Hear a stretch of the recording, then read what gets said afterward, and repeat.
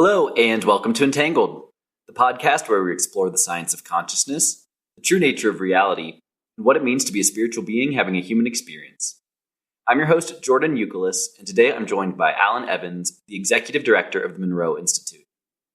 In this episode, Allyn discusses how Edgar Cayce opened her eyes to the reality that we are more than our physical bodies, and how her spiritual exploration eventually led her to the Monroe Institute. We then discuss the history of the Institute and the development of binaural beats, sound technology, and frequency following response. We next discuss the preparatory process for Monroe's Gateway experience and how it's used to support higher states of conscious awareness. From there, we talk about ongoing projects at the Monroe Institute, including Allyn's spoon bending course and the Expand app. We then talked about how the author of The Men Who Stare at Goats tried and failed to debunk the Institute's remote viewing course. Next, we talk about the military and intelligence community's work with the Gateway process. We end the conversation talking about sound healing for chronic illness, miracles, and non-physical friends. Outros for this and all episodes available at entangledpodcast.substack.com. Please enjoy.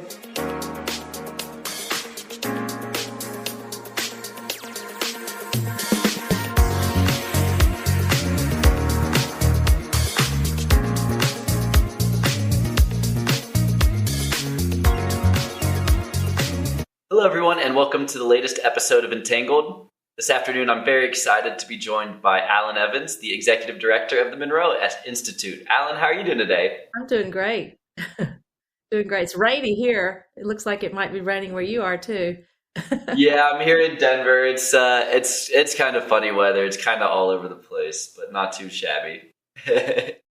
So for the listeners' benefit, Allyn, and I mentioned, is the Executive Director of the Monroe Institute, which is a really incredible organization that is paving the next forefront for this research into consciousness. And we'll get into a lot of that kind of stuff. But maybe before we get into all of that, Allyn, would love to learn a little bit more about your personal story and what your background looks like and how you ended up joining the Monroe Institute. Well, I had a very interesting journey. And, it's interesting, I think, where people step into this self-exploration path is usually out of curiosity. And that's certainly where I came from. I did have a very conservative upbringing. I was raised Episcopalian and had never heard of something like reincarnation. And once I got into my early 20s, mid-20s, I started reading books because I was very curious. I was a lost soul trying to figure out what it is I was here to do, what I was supposed to be doing. And I just kept reading books and then stumbled across the work of Edgar Cayce. Are you familiar with Edgar Cayce? I'm not. He was the sleeping prophet. So he was a Methodist who all of a sudden started channeling, and his work was transcribed. So there's thousands and thousands of transcripts. So that was my introduction to, hey, there's more than my physical body. And that's something that's our only dogma here at the Monroe Institute. You are more than your physical body.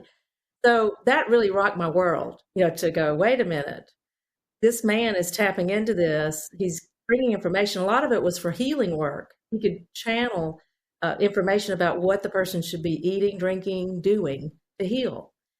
So that put me on a totally different path of curiosity and going, okay, what's happening here? How do I get some?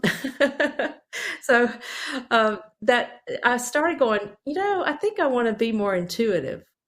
I want to figure out how to do this myself, how to get my own answers from my higher self, from guidance, and whatever that may be for the individual that you're wanting. You're just wanting the higher perspective. So I started reading more books. But about 6 months into it, I got very frustrated because I realized every book I was reading, now this was the 80s, this was in the 80s, every book I was reading was about or was written by someone who identified as being gifted upon, like being 3 years old, 5 years old, and having these talents. Well, here I am in my mid-20s. I don't have those talents. I don't have those abilities. So how are you going to teach me? That was my attitude.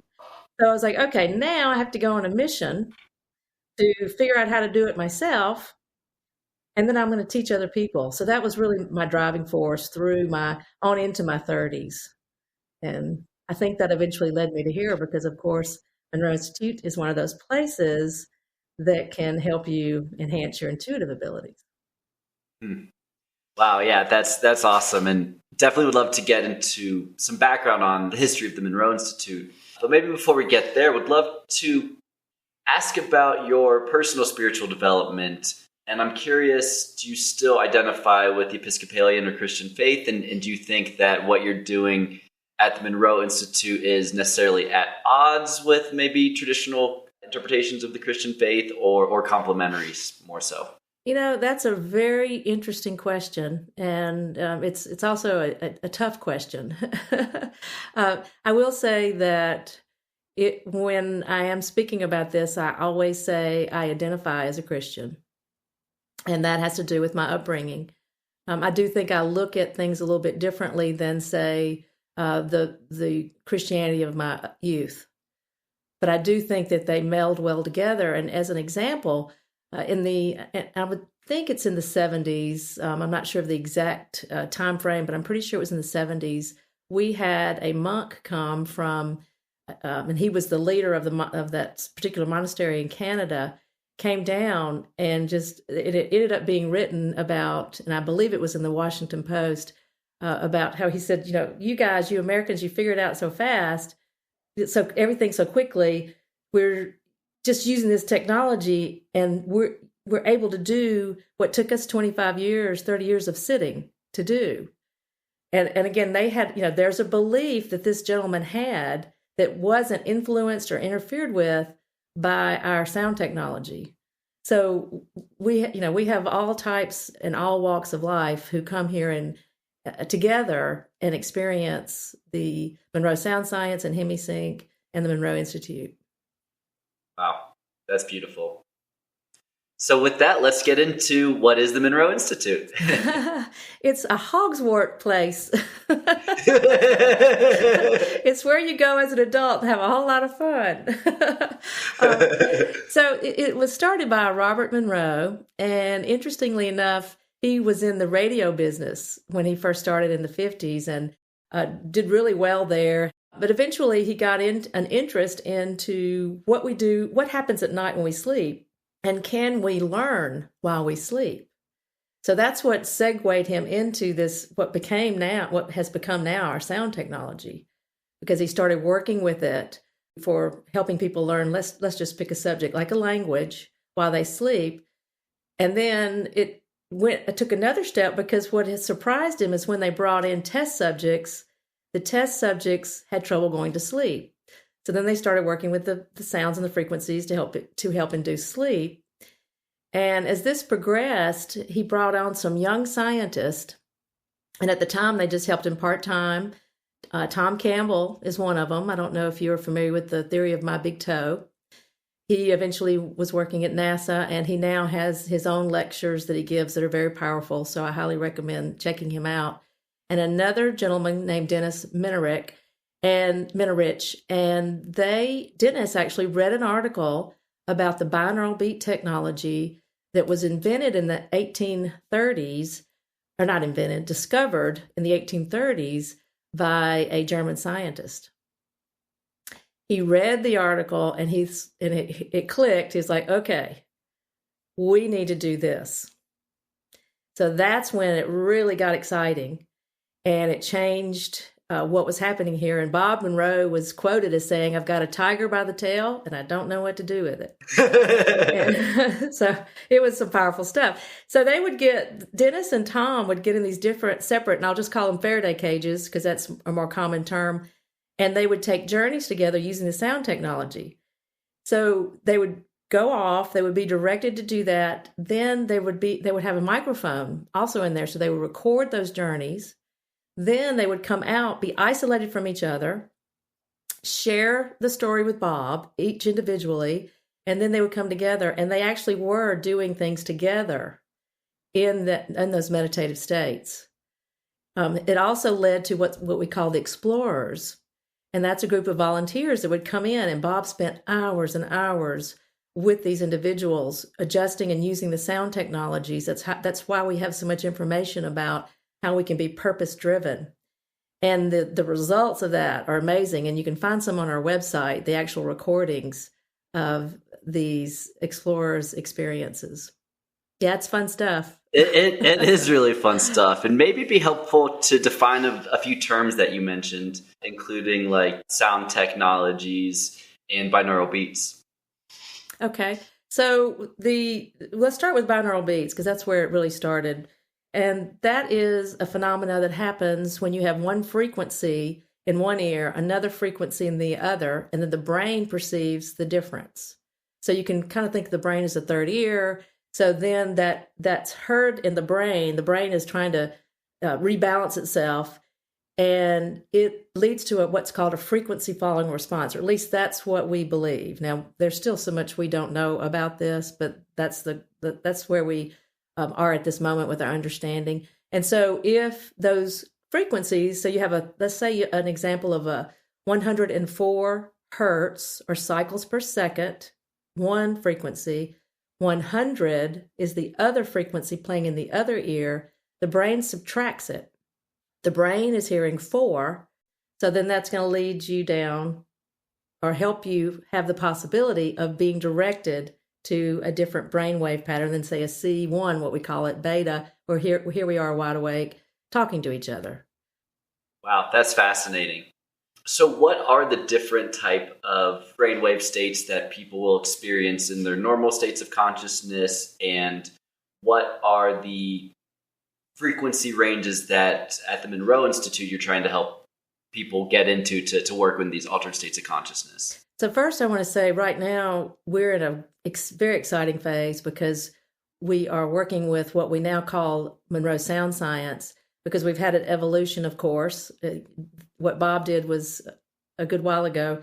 We've had an evolution of technology, of our understanding of things. So we now can work with a much broader scope of understanding. And yes, the binaural beat technology is amazing and will remain so to this day. But now we can add some other type modulations to it, which have proven to be very interesting. And one of those is that with the sound technology now, we have a way to actually help the brain go to a gamma state. With with the binaural beats, that wasn't something you could always go to any state. It's never a cap or stopping you, but there was not a way for that binaural beat technology to help lead you there. So we've got exciting things going on, and we're doing all kind of experiments and things, whether it's with individuals just more anecdotally in our programs, or with our research director. We do have ways that we're seeing what's happening here, and it's an exciting future. Yeah. And could you talk about maybe what typically happens in some of those different brainwave states of alpha, beta, gamma, theta? Right. So, and let's go back to what you originally asked me, and let's be more specific based on Bob Monroe's model. So Bob Monroe used what he called, or he labeled them, focus levels. And these were after he started having his experiences, and then we went into the explorers, that there were certain places that it seemed like we could go as individuals that had very similar experiences. So like a focus 10 is what he called one of them. And in that state, when we have a combination of frequencies that help us get there, or we can do it without it, we find ourselves in a state where we feel the perception is mind awake, body asleep. So we very much feel like our body is in this deep, deep, relaxed sleep state, but our mind is wide awake and alert. So that's focus 10.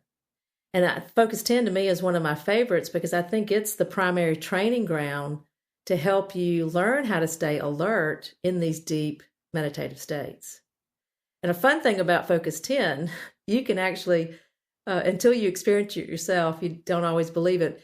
You could be in focus 10 and you hear someone snoring or breathing very heavily, and you're in the room by yourself, and you just kind of go, wait, what's happening here? It's you. You all of a sudden realize, hey, it's me. So your body literally can go to sleep. That's wild.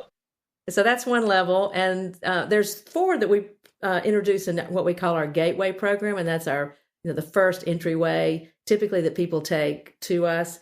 And the second one is Focus 12. And that is a place I still consider it like within the realm of us. It's the container of us, but it's a much broader container. It's like scaling down the physical and reaching up to that higher self and that bigger self perspective. And we tend to, in these deep meditative states, when we are in Focus 12, we tend to have nonverbal communication. So it's like we're getting more like, you can kind of think about how you receive information in dream language, in dreams, that it could be a symbol. You see yourself picking a flower, and that flower is a rose, and the rose is a red color. So that tends to be the most common way that we get information in that state. And then Focus 15 is called No Time.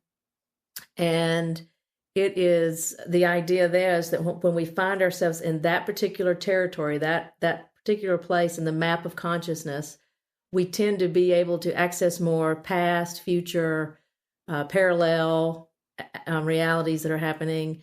A lot of people see it as just this big void so it's a place of initiation. If you just are there, it can be very still and very quiet. You initiate, it takes on this life, and you can have experiences. So again, this is all happening while you're meditating. Your eyes are closed. You've got the sound technology helping you and working with you. And then the final one for Gateway is Focus 21. And that's the bridge state. So that's where we're getting ourselves beyond our self-containment. And that's where we can have interactions with those who have deceased or other energy beings. We also might even, if we're in 21 and we've got a friend in 21, we could, even though we're both still here in this current reality, we could interact, just kind of like Tom and Dennis did in the earlier days. So is there any type of like mathematical relation to the different focus numbers, or like what's actually happening on the tapes at the different levels? It's a different combination of frequencies. So, and I don't have, even though I'm the executive director, I don't have the secret formula.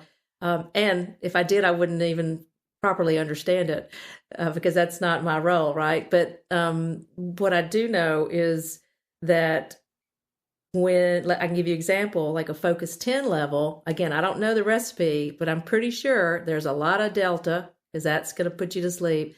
There's a pretty good bit of beta because that's going to keep you awake. And then you've got, the other variations. And it's not just a straight, signal.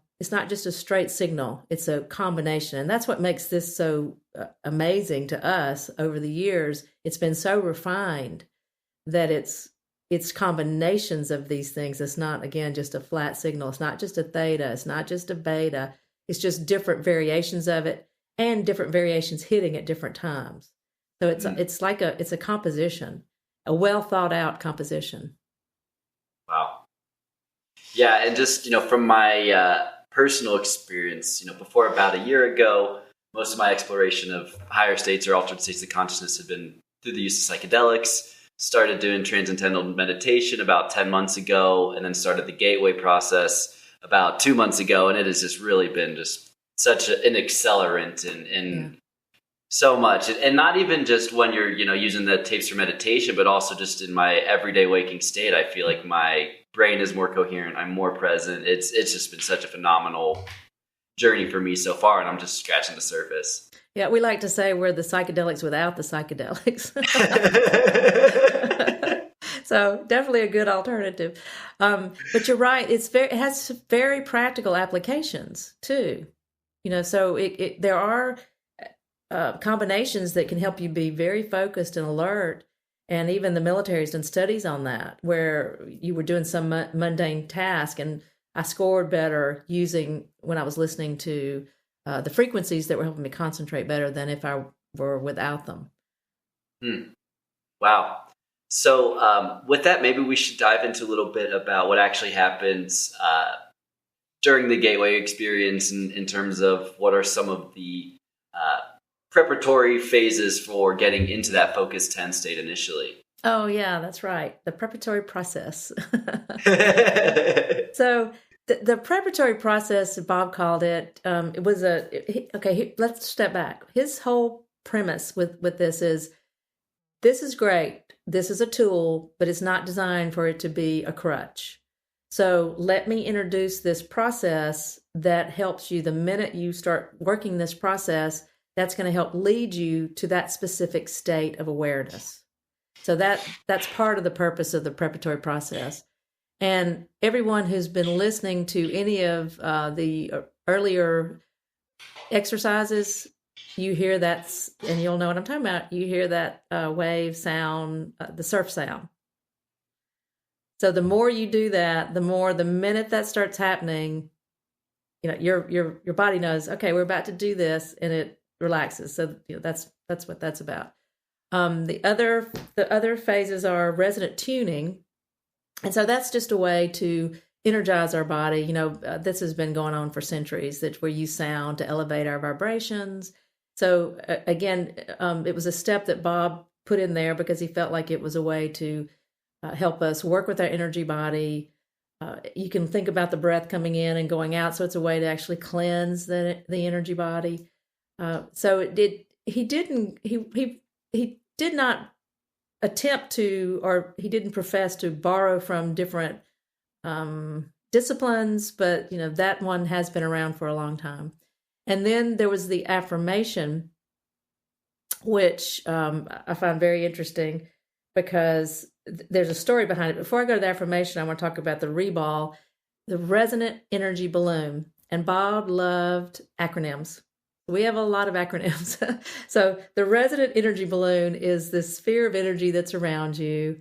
It's some people would call it an aura. It's the subtle biofield, your energy biofield.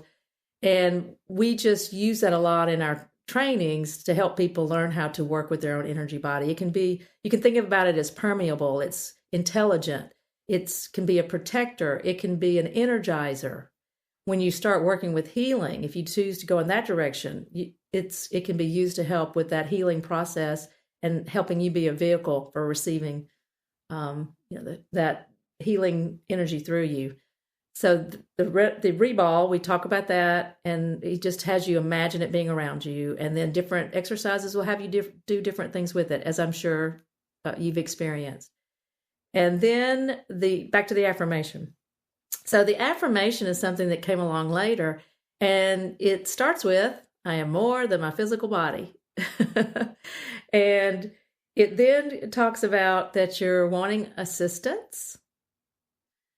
And the assistance that you're wanting is equal to or greater to yourself.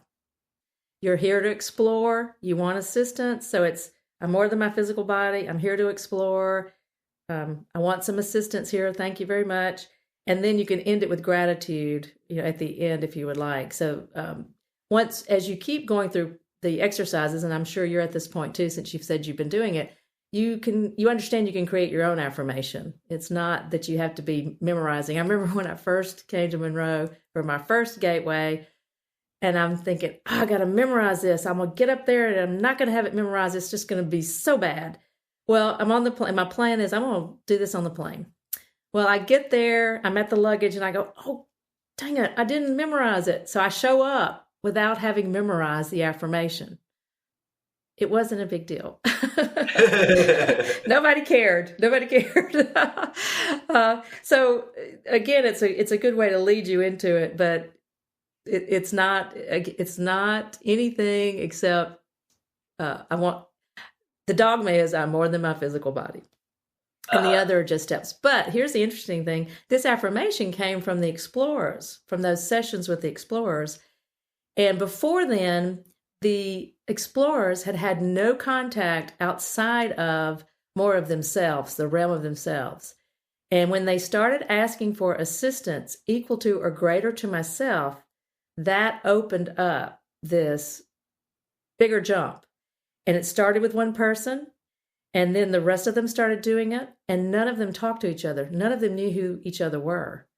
So I believe that the affirmation is very powerful. Wow. Wow, that's great, and that's good to know that it doesn't need to be verbatim, because Memorized. I definitely struggled with that. Yeah, exactly. I was thinking as I was telling you that, I thought, you know what, he might not know that, because when you listen to the tapes at home, you don't have a trainer, guiding you. And I had listened to the whole thing before I came to my first gateway, just like what you're doing. So no, I thought I had to memorize it after doing that for the whole. At that time, it was 6 series for me. They hadn't produced the 7th series yet. Wow. So I want to go back to this idea of being more than your physical body. And, today I think we live in a culture that, even if not a majority of people don't necessarily agree with these contentions, I think the people who kind of dominate the perspective of conventional science would have you believe that, this is your only manifestation of life, that we're kind of here as a random combination of genetic mutations, and that after death, once your body's done, you're done as well. And so I'm curious if you could maybe just elaborate on, what does the idea of being more than your physical body mean to you? To me, well, that it does open up. Initially, when I first started buying into that, it was more about that I did have help beyond myself, and there was a bigger plan, a greater plan. There was a higher self that I could communicate with and be guided by. It's not, just because you get guidance doesn't mean you have to take it, and it's not necessarily. You have to be very discerning. And again, this is my belief. So this is Allyn Evans talking. So I believe that we go on. So we have signed up for this human experience, and there are other Monroe people who believe this as well. We're very special that we have the ability to have this experience, and there are a lot of others who wish they were here having it. And because we get to experience emotions, and we get to feel things, touch things, taste things, smell things, that only we can do in this physical experience. So, my encouragement to anyone out there is to really look at this as an amusement ride, and do things that challenge you, do things that you love, do things that are enjoyable. And when you get into those spots of desperation or pain, which we all do, that's life, as much as you can, pull yourself out of that and look at it more from an observer perspective, that, oh, this is what pain feels like. Oh, this is what a broken heart feels like. And then let's take it to the other side. This is what joy feels like. This is what happiness. This is being a little risky. Yay. So jumping out of that airplane, I got to do that again, so, it's exciting to be here. And I think a lot of times when we're seeking self-exploration, when we're seeking a spiritual path, we kind of it's like we're wanting to get rid of this part of it, this physical experience. The physical experience is it. That's our purpose right now. That's our soul's purpose right now. And when we get hardships and things like that line up, hey, my belief is you signed up for it. You were over there in that little holding station with your guides, and you said, okay, I really need to learn this. I really need to do this, and I need to have a little fun with this. So you signed up for it. Just remember that. Even at the depths of whatever, you signed up for it. So experience it to the depths of your being. And then when it's time for us to go on, it's time for us to go on. And that's the next evolution. What is that? I mean, Bob would tell us in his books, he wasn't going to stay around. He wasn't coming back for another round. I had a funny story. I had a psychic once say, she almost was like apologetic. She shook her head.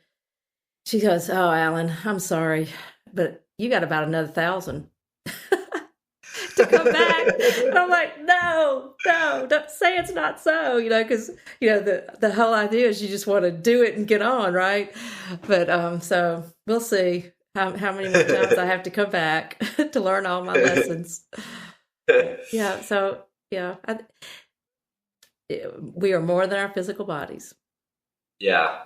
That's interesting, and it definitely resonates with a lot of Maharishi Mahesh Yogi's teachings and the Vedic tradition, which I'm in a master's program at MIU right now.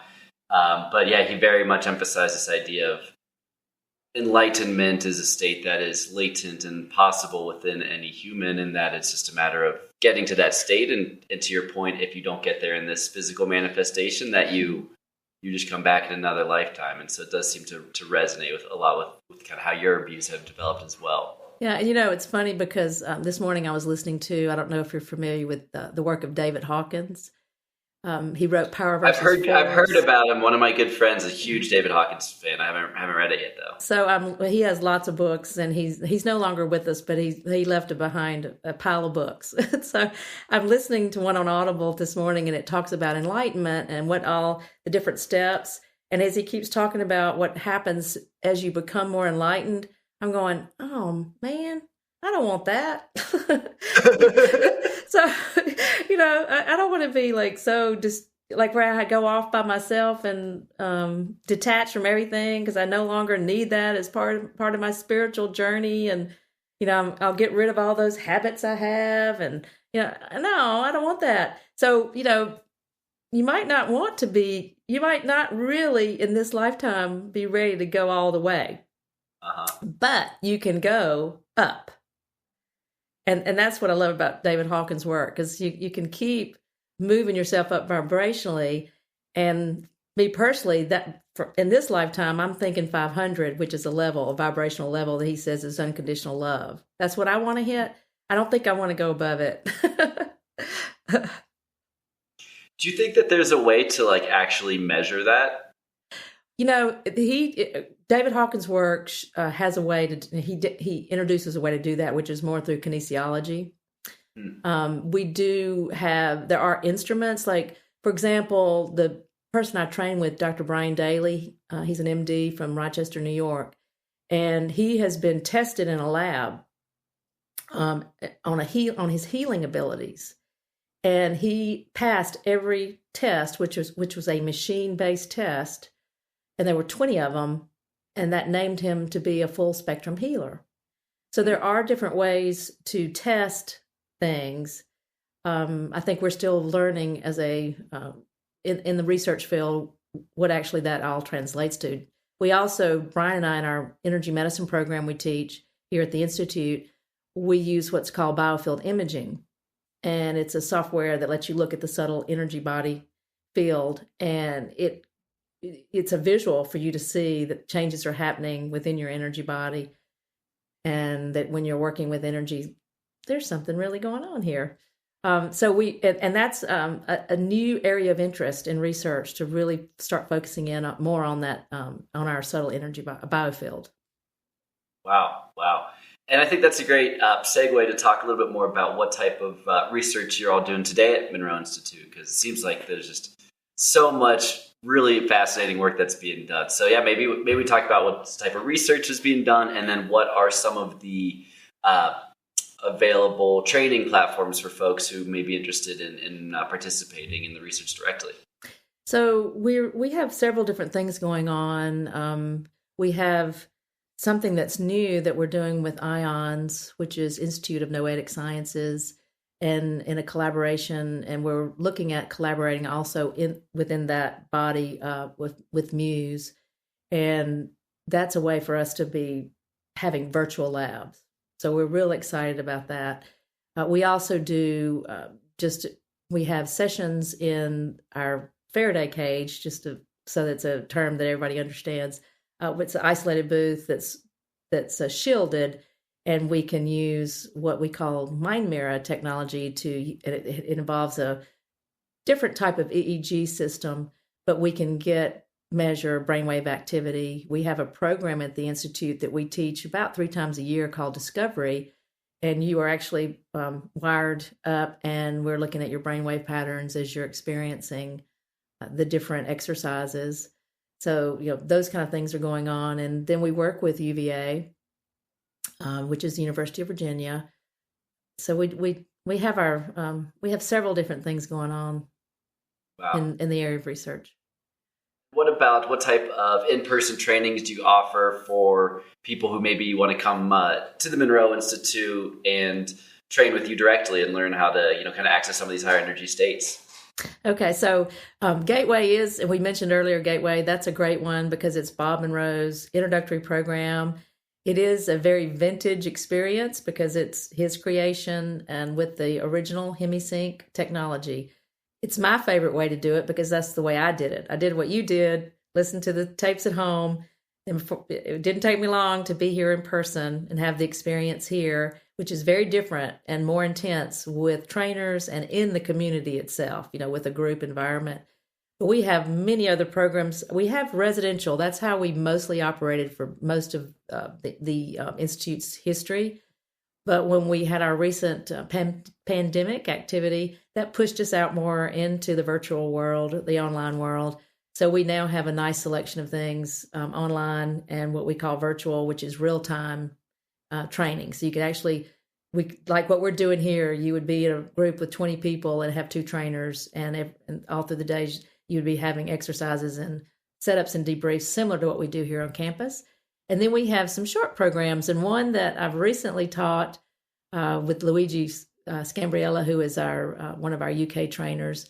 And also we actually created it together as spoon bending. It's a short spoon bending class. It's about 5 hours. And I call it the bells and whistles because it's shiny and bright and people come in and we have a great time. We bend cutlery, but usually people walk away with a lot more happening, and going on. And we have webinars we do once a month that are 3 hours. The one we just finished this past month was Meeting Your Guides. So we have, those are really different price points so that everyone can have an experience that wants one. And the greatest thing that we've done lately, we launched it in July of last year, was our Expand app. And that has Monroe Sound Science exercises. And we have about 80 right now that are on there. And it's, I highly recommend it. And so what would some of those sound exercises be like for folks who want to check it out, the Expand app? So we have categories, and it covers our program categories typically. So one that I do a lot of the meditations on the Expand app I've written and voiced are the healing ones, the ones related with healing or with releasing things that no longer serve you, that kind of slant. And then we have things to do with sleep, because we do have a good idea about how to help people sleep better. We have relaxation, of course, just a typical category. We have joy and meaning, which is more about manifestation and just being content and finding peace and balance. And then we have the more of the journeying category. So by location, out of body, lucid dreaming, those kind of things. So we really have a wide range. And we also have a timer function that lets you pick different signals, different sounds that will play over and over again that can have, even just to concentrate. But it also can be for relaxation or creativity. So we have a wide range. And we've been doing this about 50 years, so we know what we're doing. Yeah. And it's, comparing ourselves to the market, you take a deeper dive when you go with us. Yeah, that is definitely for sure the case in my limited experience with Monroe Institute. Yeah. And so I want to go back to the spoon bending class. And Okay. I'd love to learn more about, how does that work? How do you train people to bend spoons? So, it's interesting because when Luigi and I started this last April, and it was funny because I contacted Luigi and I said, "Hey, I want to do this. Will you do it with me?" And he's like, "No." He hadn't been successful, or if he had been one, it'd been a long time ago. And he was like, "I don't want to be up there teaching it when I haven't." And I was like, "Oh, come on, it'll be fun." So he did it with me because he's like me, will do anything once, and we kept doing it. But so during that particular program that he co-trained with me, he was successful, and so he decided to continue. But it's interesting because we tend to have about a 90%, on average, a 90% success rate for people. Yeah. And then what happens, we find, is that because we teach you techniques, If you are really focused and you go, okay, after this, I didn't do it, but I really want to learn how, and you put those tools in place, you will be successful. Interestingly enough, we really weren't sure, could we do this in 5 hours? Could we be successful to this percentage of, up to 90%? We started with 8 hours and we had success. So then we go, let's try 5 hours. And we knocked it down to 5 and we are having success. Luigi and I have even done it for a Mind Valley audience for 3 hours and had tremendous success with 800 people who we couldn't see. Wow. So it's working. And I think a big part of it is just introducing you to the idea that you're more than your physical body. It's possible. The group energy, you see others starting to do it, and it just people start really going from believing to knowing. In their headspace, their left brain can analyze, but it will step out. Now, not everybody can do it that first go around. And for some, it does take a little bit more time. But if it's something just like out of body, just like lucid dreaming, just like meditation, deep meditative experiences, if it's something you really want to do, something you really want to learn, and you put attention there, you will do it. Wow. We all just have different time frames that we do it. Wow. I mean, that's so fascinating. And the crux of what I'm trying to get at with this discussion, spoon bending in particular, is, if you are having that much replicatable success, how has the broader scientific community still been so reluctant to recognize consciousness as a legitimate field of inquiry? That's an interesting question. I think we're in a big shift right now. And I think we're seeing more people putting out who have the resources, putting out the resources, saying, hey, I want to fund this research in a way that we've never seen before in the history of the U.S. or anywhere. And so I think we're about to see a big shift in how it's perceived and our understanding of it. It just had to grow with us. It had to mature, and it also had to overcome conservative and when I say conservative, I would just mean like with different ideas about our physical body. And so, as we talk about the work that's being done, you mentioned to me before the interview that there was a funny story of the author of The Men Who Stare at Ghosts, who actually tried to come and disprove the work being done at the Monroe Institute. So I'd love to hear a little bit more about that story. So Ron Johnson was his name, and he was on a mission to debunk all of these things he heard about. And if you haven't watched the movie, it's a funny one. You need to go see it. But so one of them is the cloud dispersing. Have you seen the movie? Mm-hmm. Yeah. So when George Clooney is like reaching his hand up in the sky and he's like focusing on the cloud to disperse the cloud, that's actually someone, Emoto was his name, said that was something you could do. So any of these and remote viewing is another one, any of these type things that could happen, he was trying to debunk, and he was surprise visiting places and interviewing people to prove his hypothesis. So he showed up at the Monroe Institute unannounced, and he had his camera crew, and he said, I want to film someone in that, and again, I'll call it the Faraday cage, remote viewing. And at the time, Skip Atwater was the president, and Skip said, you can do that, but the only stipulation is you're going to do it. So he was like, okay. So he took Ron, and he gave him a little tour ahead of the experience. So he takes him to our lecture hall, and he just shows him, like, it's very methodical, and Skip was military, very methodical. Here are the chairs. Here are the tables. There's the lectern. Just pointing out every little thing, having Ron look at it. So then after the tour, they go get him settled. They've got him hooked up with the sound technology. He has a mic, to his mouth so that he can say what's happening. Skip is in the control room. Skip has got a mic and headset so they can talk to each other. Skip's working the controls, which means the magic sound.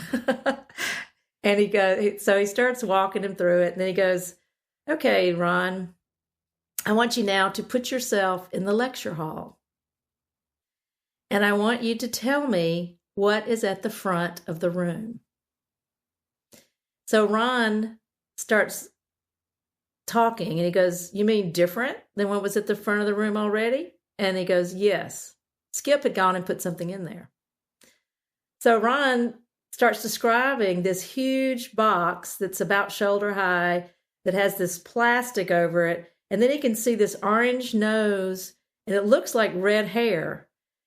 And he kept describing it. And I've actually heard the audio myself. They had it up right after the movie came out and had to take it down. But it was a stuffed toy clown. And he remote viewed and saw it. So the story goes, this is just the story I've heard. He submitted his manuscript. He had this story in it, but he also told the true ending of the story. I remote viewed. Mm-hmm. The editors took it out. So that's why we weren't in the book. But see, that's good news. We didn't want to be in that book. Why do you say you didn't want to be in the book? Because he would have been debunking us. Oh, gotcha. Yeah. That's so interesting. And I'm curious, is that something that you've had to deal with, throughout your time at Monroe Institute, skeptics and people trying to, debunk or criticize the work that's been done? Oh, I mean, that's common with anything like this. And it's welcomed as far as, yes, come ask us questions, question us. Don't believe everything we say, and actually that's what, Bob's whole premise was behind this is go find out for yourself. Mm-hmm. He didn't tell you about his experiences. I mean, he did write the books that were the journals, but when he was dealing one-on-one with a participant and they would ask him questions, he would go find out yourself. Now, I'm not here to give you the answers.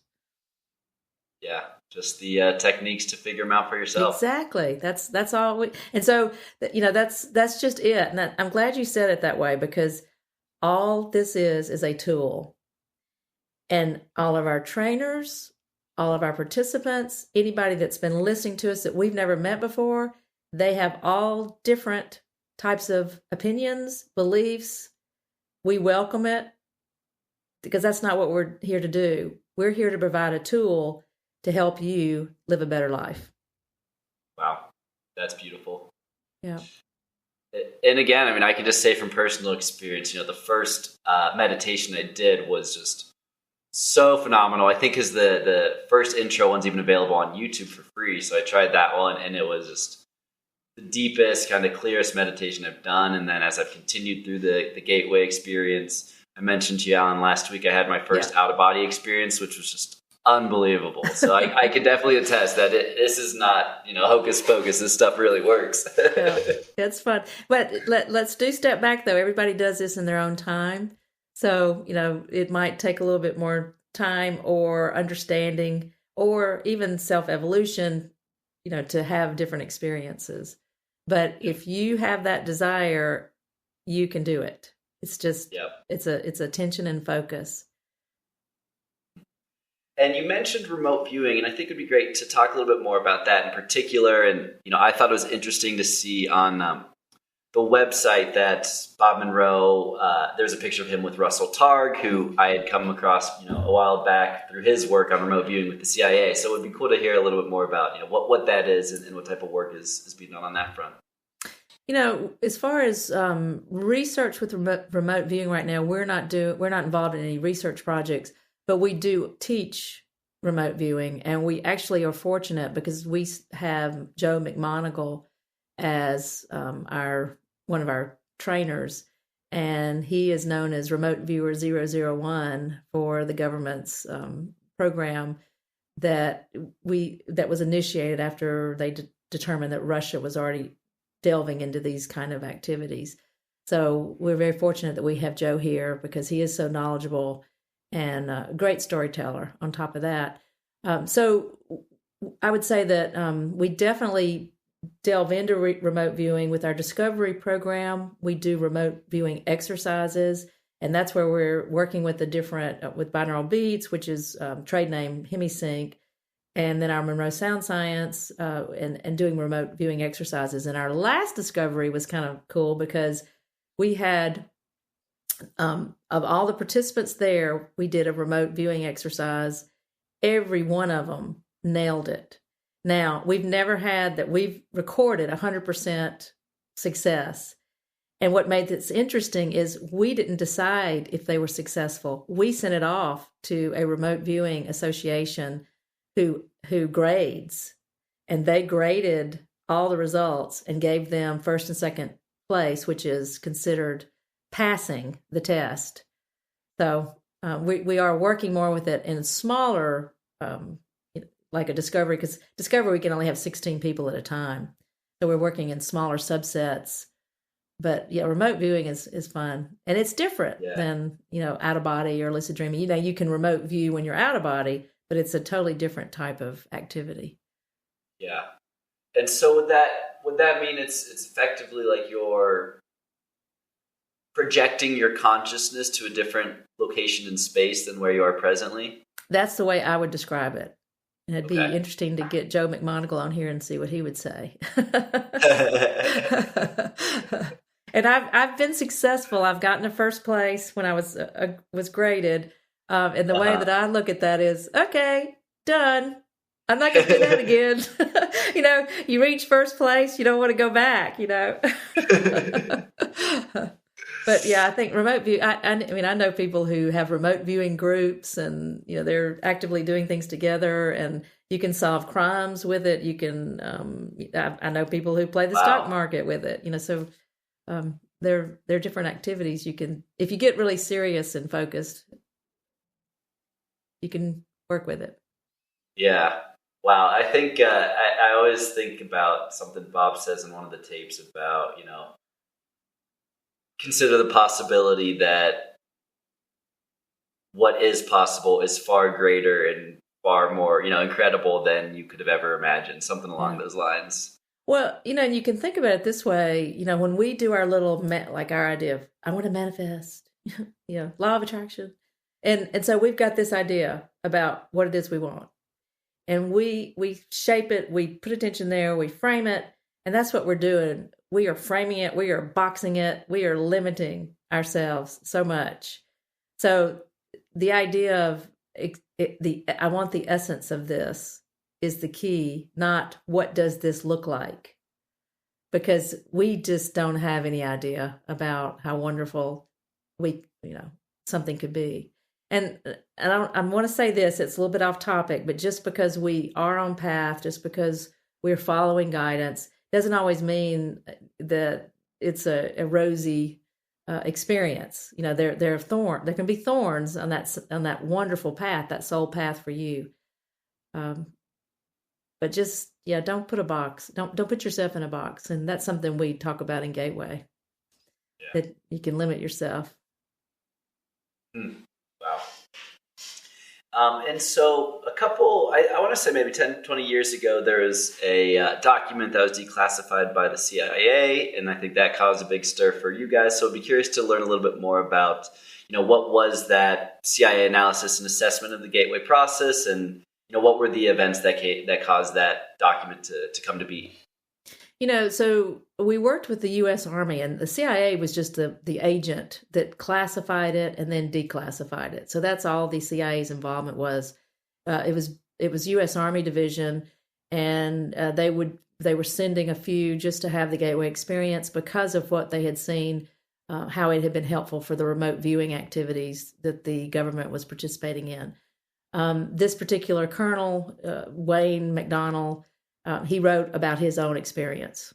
So this was just a paper he wrote to report what he believed was happening here. And it's declassified. You can Google it and read that report. The interesting thing, and who knows how this happened, they declassified in 2003. Somebody scans it, probably at the CIA, and they drop a page. So and this was 2003, it doesn't start getting noticed. I don't know if you realize this, Jordan, but it's not noticed until about 2 years ago. Oh, wow. Yeah. So it's been declassified since 2003. Well, at some point, someone looks at it, sees there's a missing page, and it's a kind of, and I can't remember the sentence off the top of my head right now, but there's a ending sentence on page 24 that just is kind of a cliffhanger. You could just, if you have imagination, you could take that so many places. You find page 25 and it's not, it was a disappointment, I'm sure. Once we released it, we joke about it. We say we found it in one of the barns. That it's always been there, but actually, our archivist, when it started coming up that that this page was missing, she just went and looked at our archives and said, "No, it's here," and we readily shared it because it was not anything that we didn't want shared. But that created this this interesting outcome that people got very curious and took it down an interesting path. That's all it was to that. Yeah, when I say, I mean, even with the mysterious missing page, it's been a really interesting report for me to read and just kind of understand Wayne's kind of assessment of the actual science behind it all and how it all works. So that has been a very valuable, piece of document to read. And so I'd be curious, do you think it's generally accurate, or are there any maybe inaccuracies that people who read it should be aware of as they're going through it? I would just say it's one man's experience and his interpretation, and we need to leave it at that because Sure. I haven't read it in detail recently, so I couldn't pick it line by line apart. But again, it's someone. It'd be like you attending and writing a paper, except yours wasn't official and submitted to the Army. That's funny. Do you think that our military and our intelligence community in general is more receptive to the practical reality of altered states and higher states of consciousness than the general public? Do you think that's a fair assessment? That's a difficult question for me to answer, but I'll say, and I referred to it earlier in the interview, I think what triggered the government's interest as early as it was triggered was because of what they saw Russia was doing, and Russia was a big threat.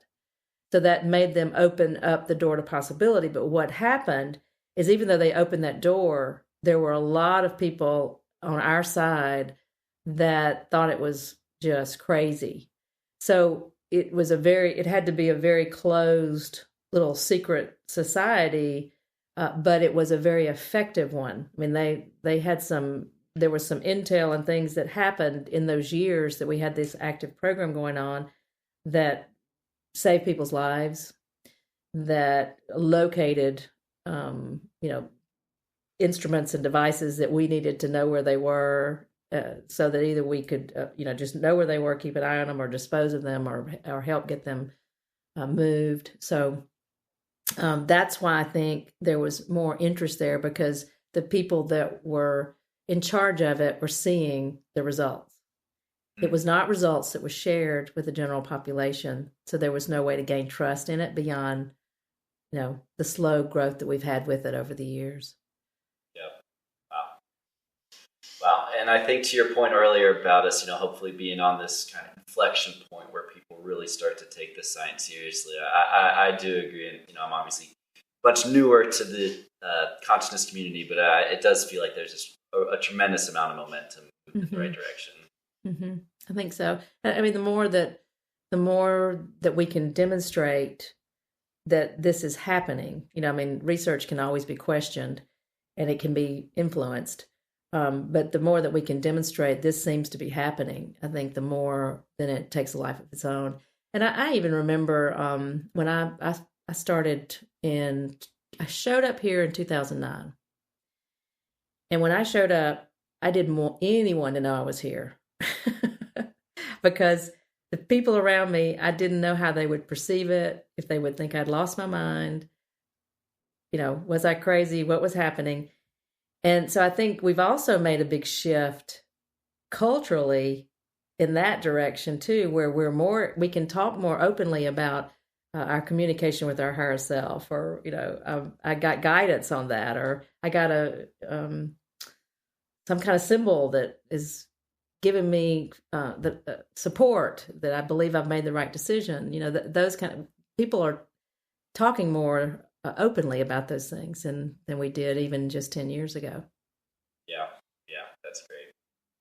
And and on that note, you've mentioned a few times on some of the courses you train and how this work can be used for healing with pretty tremendous effect. And so I'm curious, over the last 40 years, what have you learned, or is there guidance you can give to folks who are maybe looking for healing but haven't necessarily explored alternative modalities in the past? Yeah. So here's the thing, and again, I've had the luxury of working with a medical doctor, so I have some additional insight into this. But conventional medicine, we do really well in emergency situations. That's where we excel. Where we have difficulty is in chronic illnesses and then some diseases that we manage symptoms. We haven't found cures. So what happens then is that leads to a lot of suffering because we're not, we really don't have pain management down. And then of course we don't have this, and I'm talking about conventional, and also the chronic diseases, the support of that. So people still live with a lot of pain and discomfort and spreading of it or worsening of it. So that's where the alternative modalities can come in and be very supportive. And yes, I mean, you can have miracles. You can work with energy healers and that changes everything for you in the positive direction.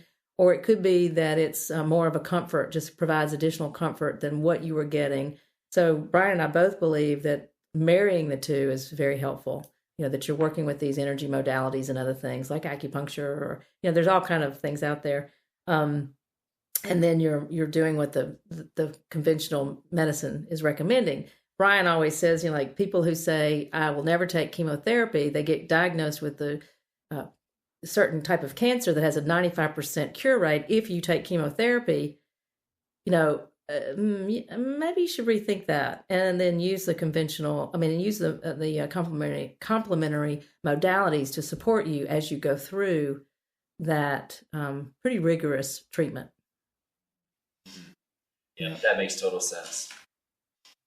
And you mentioned the word miracles, and this is something that I've been thinking about a lot lately too, because I think I used to, maybe not believe in the whole concept of miracles, at least in the sense of maybe the spiritual attachment that I put to it. Now I've kind of come full circle on that. And for me, I think in some ways, miracles are just ways of manipulating or working with energy that we just don't understand yet. And so I'd be curious to get your perspective on, what that word miracles means to you and how maybe that's changed for you over time. Well, I've witnessed a lot of miracles because of my work with Dr. Brian Daly. We use Reiki as our energy healing methodology. And then we also use the sound technology, which we believe combined is very powerful. But I'm influenced greatly by the work of Dr. Hawkins, as I mentioned before. And his teaching about that is that once we get up into a higher vibrational state, so together, and it doesn't even have to be together, it can be the individual, but let's just, for example's sake, say together the practitioner who's working with the individual and the individual at any moment, whether it's 30 seconds, whether it's 5 seconds, whether it's a minute, they reach that higher state of 500 or above together. Healing that's where miracles occur. That's where healing can be miraculous. And I believe I've witnessed that on more than one occasion. And the other thing is we have to also understand, and I'm referencing in a healing too, again, but we have to understand that we're not always supposed to be healed. And so people sometimes you hear people say, well, what did you do to cause that disease? What's wrong with your energetic body that you got that? And to me, that's so off the mark because there's so many factors here at play. Some of it could be a contract. And again, this is just me with my opinion. It could be contractual, meaning this is an experience that you signed up for. It could be that it's something that's helping other people in your life that you've signed up for. And it could be that it's a lesson that you're needing to learn before that healing can occur. And we have witnessed, interestingly enough, and more than once, where people's diseases have completely disappeared, but they come back. So what is that? I don't know. So we witness a miracle, and then it's different. So there's a lot we don't know that's happening here, and why things are happening for individuals. Oh, another thing I want to mention is, and David Hawkins talks about this, is go look up the research on multiple personalities. So one body, 3 personalities. Each different personality that comes in has different physical conditions. And there's been documentation of that. So one Wow. personality doesn't wear glasses. One personality doesn't have arthritis. Yep. So that just is mind-blowing to me. Yeah, that's wild. In David Hawkins' work, the mind is more powerful than the body. So you have to remember that. The mind is the God to the body. So the mind can really help heal the body. Yeah, that makes sense. And I think it is complementary to a lot of the work being done by folks like Bruce Lipton and epigenetics, right? It's all kind of related in that sense. And as you're talking about miracles and healing and that kind of thing too, I think a lot of you bring up a really deep and an important point about sickness and why did I get sick and this kind of thing, and I think that extends to all kinds of suffering or death or whatever it may be. And I think it comes back to your conception of death in the sense that, if you truly do believe that death is the end, as I feel like many in our society have been trained to believe, then your gut reaction is to think of this as like the evil thing or the bad thing that you want to avoid at all costs. But if you change that mentality to say, I am more than my physical body and death is just a transition point to whatever comes next, and this is just what your soul's journey, part of the learning experience was meant to be in this physical manifestation, I think it really helps to reframe it in a little bit more of a positive outlook. Mm-hmm. And I go back, I keep saying, try to step out of whatever the misery is or the pain or the suffering and be the observer. I know it's not easy. I've had misery and pain. And so, don't do it till you're ready. But the more you can move yourself to that space, it's just a better way to be observing what's happening. And also the flip side of that is when joy and happiness are happening, or contentment or peace, step away and be the observer of that experience as well. Now, I wanted to ask you about this idea of non-physical friends. Okay. So that was a meditation that I just did on the gateway process, and it involves connecting with non-physical friends or spirit guides, as they've been called, in a lot of other formats. So I'd be curious to get your perspective on who do you think those non-physical friends are? What are they? Yeah, I think they're all different. It's hard. You're not going to be able to put one label on it. I think it comes from many different sources and many different places. The reason that we say equal to or greater than ourselves is because we really, in my mind, we want to be having those kind of conversations with those who are at least equal to us. And I dropped the equal part. I actually say greater than me. I don't want advice for somebody equal to me. But we do have to, think about this. When we are getting advice and we tap into something, we tap into some communication, don't necessarily make that a special message, because that could very well be some entity with an ego that just is, a little bit in a different space than you, but that can guide you on some level. But again, it's not the minute that you're thinking that you can't make a move unless you are getting advice from non-physical friends, then you're in trouble. That's not what this is about. This is more about nudges and helping you stay on track. And I can step into these spaces where I'm actively seeking communication, but a lot of it comes from the other way around, where I'm getting those nudges, or maybe I hear a voice because I'm clairaudient that's saying something, and it's not about you must do this. It's more about, hey, have you thought about, again, because we have free will.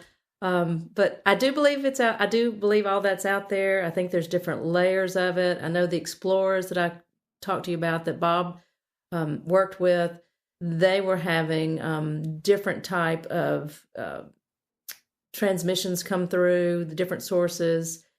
You have people who claim to be talking to, like the Palladians, and so I mean, I think it's a huge world out there that we can access and receive help and information. I remember when I was first starting all this, and it was when I had my gateway at home. I was introduced to an advisor that I called her TA, and so she would show up during a lot of my meditations, and by show up, just give me, I could ask a question, or she would maybe give me some kind of indication, either clairaudient or just knowing. And in one point I was having a meditation, and she said, okay, it's time for me to go, because you're at a new space now, you're learning new things that is not where I'm going to be able to help and contribute.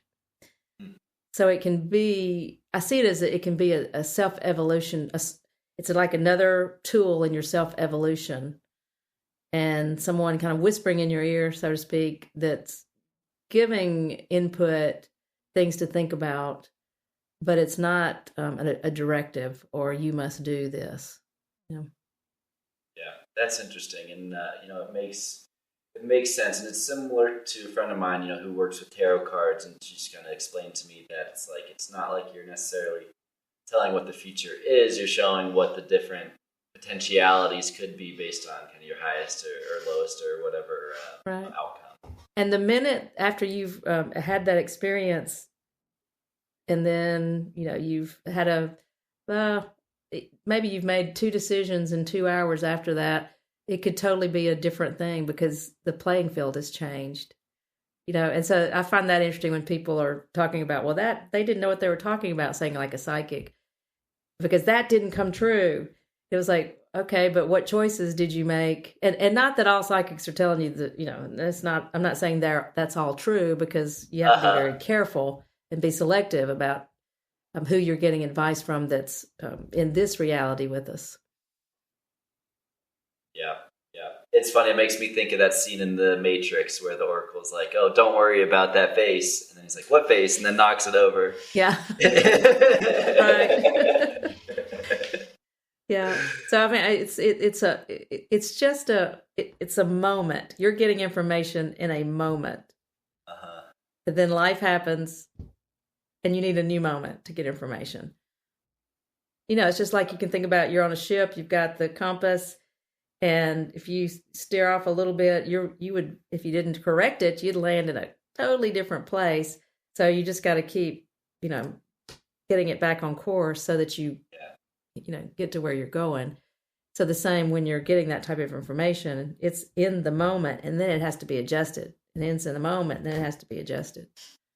So, Allyn, what comes next for the Monroe Institute? You talked about the Expand app. Hopefully now with COVID, hopefully being less of a restrictive constraint, you'll be able to do more of the in-person programs again. So just curious, what comes next? Yeah, so we opened our campus last August, and we've been open ever since. We are putting a lot of energy into the app. So we have a really lofty goal, and that is to reach 1% of the population in 10 years. And by reach, we've defined that as that person having an experience, a direct experience through the sound technology. That's a lot of people if you do the math. So it's a very ambitious goal, but we believe the app is a big significant way that we can do that. Of course, we're always evolving with programming. We've always been international, or not always, but we have had international trainers for many years, but we'd like to see that expand and have things in more languages. For example, with the Expand app now, we've now formed a committee of many of our international trainers so that we can translate into other languages, that we can open that up to a much wider use and accessibility for people. Again, programming, we're always looking at different ways that we can put together the material. We just created and had a very successful course about near death. It was in April. We'll continue to do these different webinars. What we really want to do right now is get more of these inexpensive, easy time commitment programs out there so that more people at all levels can have an experience and enjoy it. That's great. Well, and hopefully we can get some more folks on this podcast interested. We'll make sure to include in the show notes links to both the Expand app and your website, monroeinstitute.org. And with that, just wanted to say, Allyn, thank you so much for coming on today. This has been such a fascinating and interesting conversation for me personally, and look forward to making it out to Virginia for an in-person session at some point. Oh, yeah. Yeah, you have to let me know when you're coming, so I'll be sure and be here. Okay, will do. Great. Well, thanks again so much for the time, and I hope you have a great rest of your day. Thank you.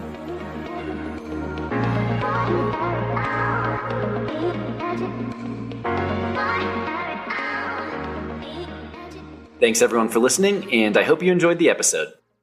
In this discussion, Allyn described how the Monroe Institute is a Hogwarts-type institution for adults.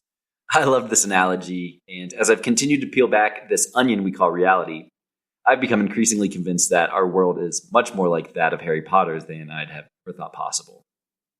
This leads one to question, is magic real? To answer that, we need first consider what exactly is magic. That word, like another we discussed in this episode, miracles, can carry a lot of charge and mean different things to different people. One of Merriam-Webster's definition is the use of means, such as charms or spells, believed to have supernatural power over natural forces. Another broader definition that I prefer is that magic is technology that lets us connect with energy. When we think about it from that standpoint, we're forced to realize that there is magic all around us. Telephones, automobiles, the internet, these are all technologies that tap into various forms of energy like electromagnetism and internal combustion. Present these technologies to someone living just 100 years ago, and they would likely view them as pure magic. So with that perspective in mind, we're forced to consider that abilities we currently consider magical or supernatural are simply technologies harnessing energy that we don't yet understand. First and foremost on this list are the technologies of consciousness latent within every human being. When we talk about practices like remote viewing, out-of-body experiences, spoon bending, and precognition, it's easy to want to dismiss them as impossible. But to me, these are just examples of technologies used to experience the energy of consciousness. We're just barely scratching the surface of what consciousness truly is and how we human beings can access it. The only thing stopping us from discovering the magic of consciousness is our own self-limiting beliefs. Do you believe in magic? My view, whether you answer that question yes or no, you are right.